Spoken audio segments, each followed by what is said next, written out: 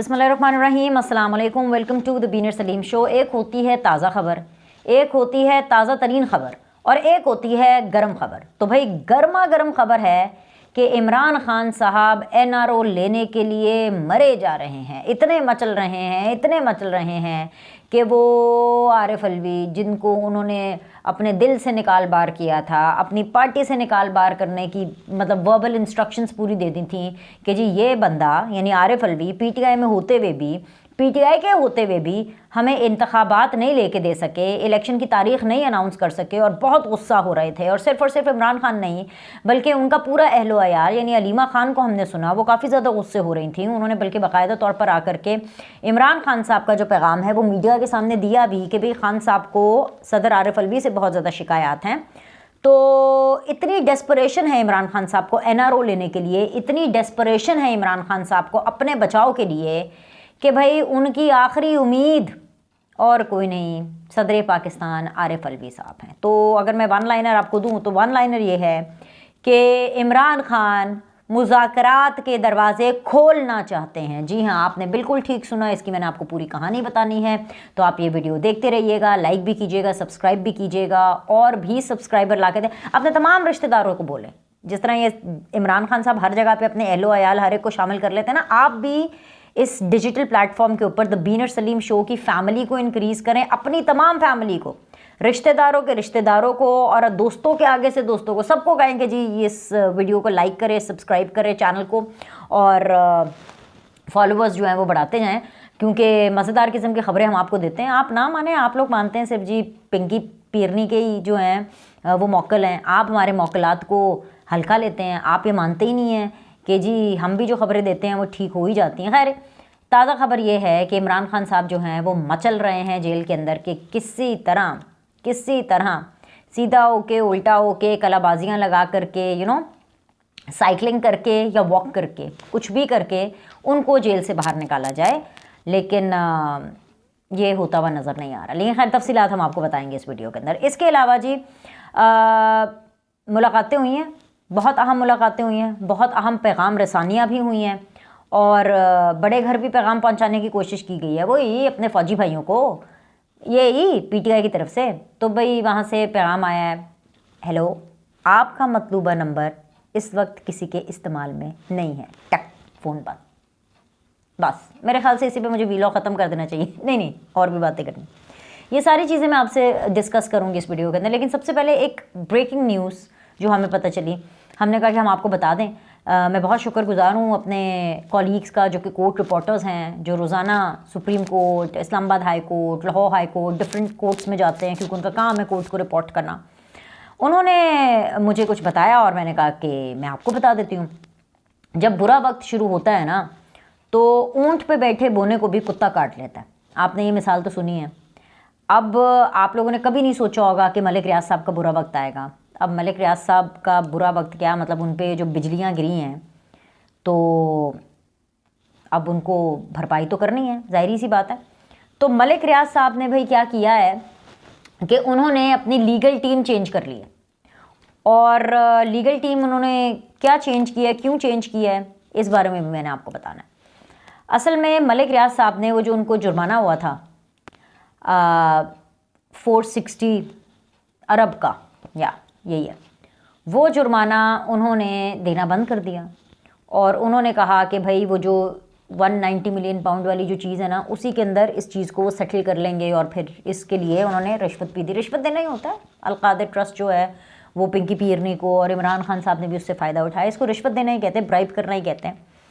तो ये तमाम मामला किया। अब एनीवेज जी मुद्दा ये है कि जो मलिक रियाज साहब हैं वो इस पूरे सिस्टम के मैं सिर्फ फ़ौज या सियासतदानों के या पीपल्स पार्टी के या नून लीग के, मैं इसकी बात नहीं कर रही हूँ, पूरे सिस्टम के बहुत पुराने खिलाड़ी और उनको अपने कार्ड शो करने आते हैं। तो क्योंकि वो पुराने खिलाड़ी हैं तो उन्होंने ये चीज़ भांप ली है कि भाई अगर उनकी वकालत और या अगर उनकी लीगल टीम के अंदर ऐसे लोग हों, जैसे अली ज़फ़र साहब हैं या एतज़ाज़ एहसन साहब हैं या लतीफ़ खोसा साहब हैं या ऐसे वकील हों जिनका ऑलरेडी बुरा वक्त चल रहा है, तो मलिक रियाज़ की सुनवाई नहीं होनी, मलिक रियाज़ के ऊपर जो है हाथ हौला नहीं रखा जाना, मलिक रियाज़ साहब जो हैं उनका जो केस है वो उस तरह से प्रेजेंट नहीं होना और उस तरह से नहीं सुना जाना जिस तरह से मलिक रियाज़ साहब एक्सपेक्ट कर रहे हैं कि सुना जाएगा। तो लिहाजा मलिक रियाज़ साहब ने नवाज़ शरीफ की लीगल टीम से मदद ली है, बल्कि मदद क्या लेनी थी, उन्होंने हायर ही कर लिया है। उन्होंने नवाज़ शरीफ साहब के एक वकील को हायर कर लिया है, सलमान भट्ट साहब। सलमान भट्ट साहब जो हैं वो माजी में नवाज़ शरीफ साहब की रिप्रेजेंटेशन करते रहे हैं। तो अब मलिक रियाज़ साहब को अपनी लीगल टीम पर कोई एतमाद नहीं है, इनको पीटीआई के ऊपर तो रत्ती भर एतमाद नहीं है। पिंकी पीरनी को हीरे भी देकर देख लिए और 190 मिलियन पाउंड भी जो है वो उनके ज़िम्मे लगा करके देख लिया, अलकादर ट्रस्ट की ज़मीन भी उनको देकर के देख ली, तो वो किसी काम की नहीं आई, वो सारी चीज़ें गई हैं खूह खाते।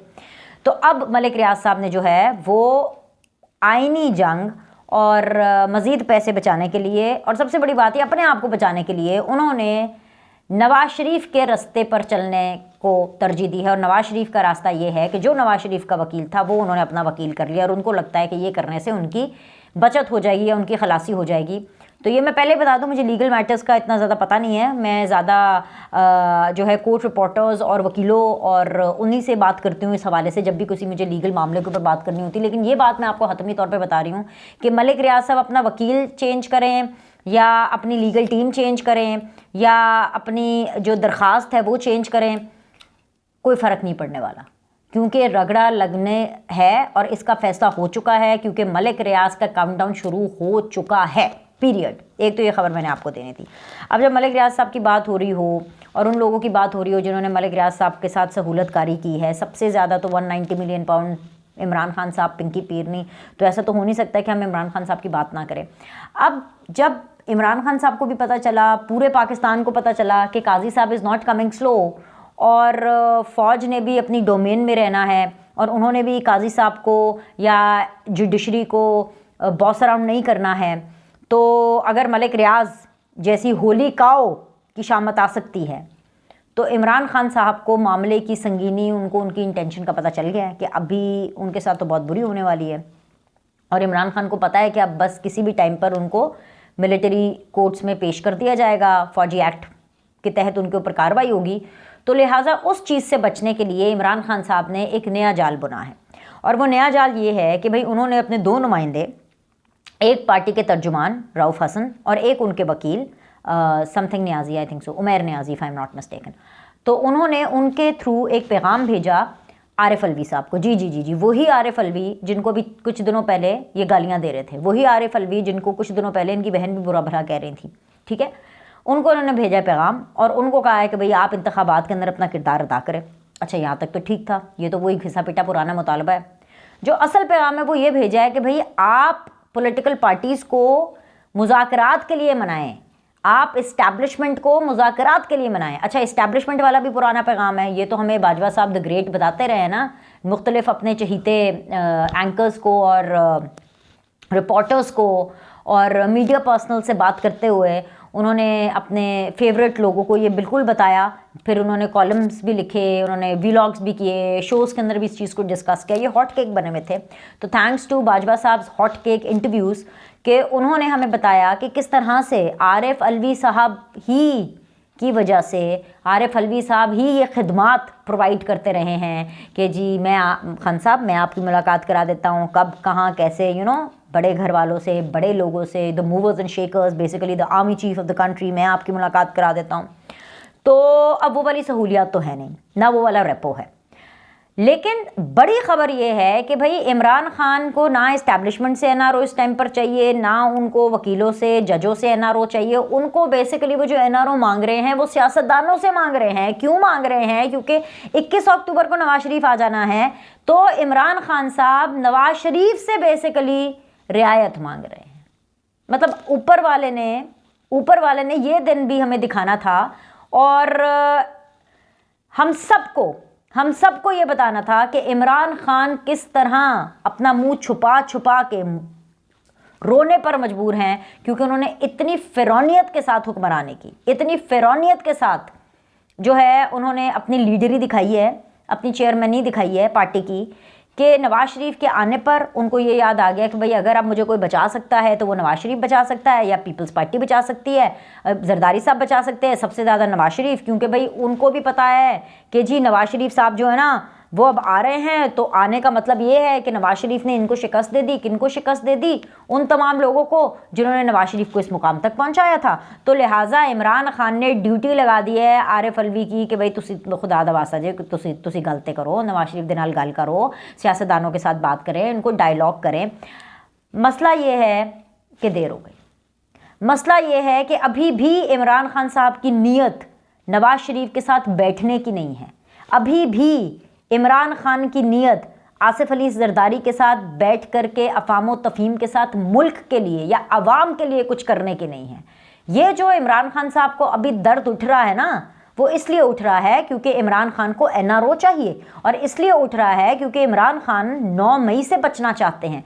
वो इसलिए उठ रहा है क्योंकि इमरान खान फ़ौजी अदालतों, फ़ौजी एक्ट, फ़ौजी कोर्ट, फ़ौज से बचना चाहते हैं, क्योंकि उनको पता है कि वो जो ये कहते फिरते हैं ना कि इमरान खान हमारी रेड लाइन है, फ़ौज ने बता दिया कि कौन किसकी रेड लाइन है और कौन कितनी बड़ी रेड लाइन है। सबको पता चल गया कि भाई कौन कितनी बड़ी रेड लाइन है।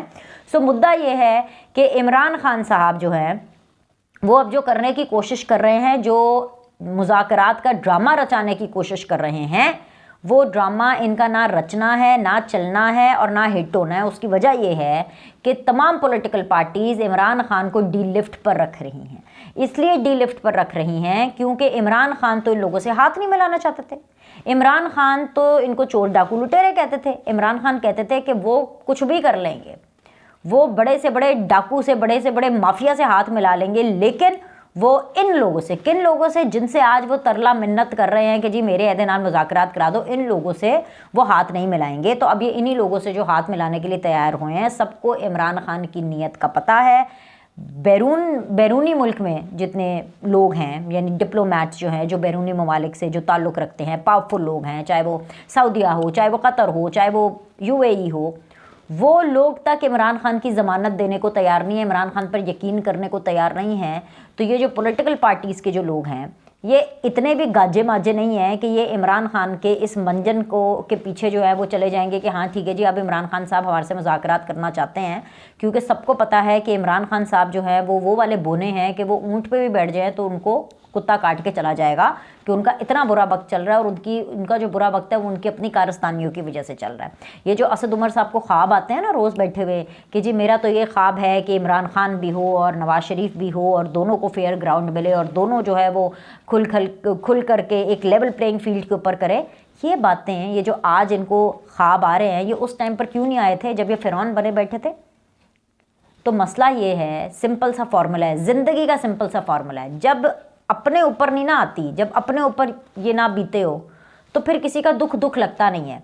उस टाइम पे तो इनको नवाज शरीफ की सेहत भी ड्रामा लग रही थी। उस टाइम पे इनको नवाज शरीफ साहब की जो बेगम है कुलसूम नवाज साहिबा, उनकी बीमारी भी ड्रामा लग रही थी। उस टाइम पर तो इनको मरियम नवाज़ की बातें भी ड्रामा लग रही थी। उस टाइम पर इनको पूरी नून लीग की बातें ड्रामा लग रही थी हैं कि जी प्लेटलेट्स गिर गई, पता नहीं है तो ड्रामा है। बकौल इमरान खान साहब के जलसे में खड़े होकर कहते थे मुझे तो ज़िंदगी में पहली दफ़ा पता चला कि प्लेटलेट्स क्या होते हैं। तो भाई हम तो कह रहे थे कि अगर आपने साइंस पढ़ी होती और अगर आप पाकिस्तानी स्कूल्स में पढ़े होते, मैं बीगन हाउस से पढ़ी हुई हूँ। बीगन हाउस के अंदर जब मैं बायोलॉजी पढ़ती थी, बल्कि बायो पढ़ने से भी पहले जब हम नॉर्मल कलेक्टिव साइंस पढ़ते थे क्लास 6-7 में, तभी हमें पता था कि रेड ब्लड सेल्स होते हैं और वाइट ब्लड सेल्स होते हैं और प्लेटलेट्स होते हैं। अगर इमरान खान साहब को ऑक्सफोर्ड जाके भी पता नहीं चला कि प्लेटलेट्स क्या होते हैं और उनको पहली दफ़ा नवाज शरीफ की बीमारी सुन करके पता चला कि जी प्लेटलेट्स गिर गए, और वो जलसे में खड़े होकर कह रहे हैं कि जी मुझे तो पहली दफ़ा पता चला कि प्लेटलेट्स क्या होता है। ये जो तज़हीक करने की वो कोशिश करते थे, मजाक उड़ाने की कोशिश करते थे, आज उसी तरफ आ गए ना। कभी पाइल्स का रोना रोते हैं, कभी टूटी टांग का रोना रोते हैं, कभी ये रोना रोते हैं कि जो मुझे खाना ठीक नहीं आ रहा, मुझे जहर दिया जा रहा है, मैं दुबला हो गया, मैं ये हो गया, तो मैं फलाना हो गया।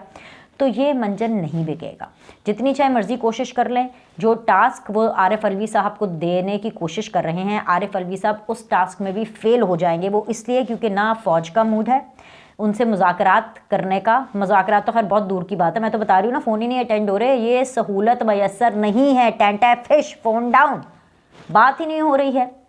भाई फ़ौज इतना कुछ और काम करिए। जनरल आसिम मुनीर साहब को वेले बैठे हुए हैं, उनके पास इतना काम है। स्मगलिंग बंद करा रही हैं, डॉलर को नीचे लेकर के आना है, पेट्रोल को मैनेज करना है, तमाम ज़ख़ीरा अंदोज़ों के ख़िलाफ़ जो है वो पूरी कार्रवाइयाँ कर रही हैं। कोई मजाक थोड़ी है, फिर मुल्क में इलेक्शन होने हैं, फिर ऊपर से ये अब ये देखें ना, ये 2-3 दिन में नवाज शरीफ साहब आ रहे हैं, दुबई पहुँच चुके हैं। जब ये मैं वीडियो बना रही हूँ दुबई पहुँच चुके हैं, सऊदीया से तैयारा उनका निकल गया है, दुबई पहुँच चुके हैं, ठीक है। एनीवेज, जो और बहुत सी बातें हैं, लेकिन उसके लिए आपको अगली वीडियो देखनी पड़ेगी। अभी के लिए लाइक करें, सब्सक्राइब करें। सी यू सून।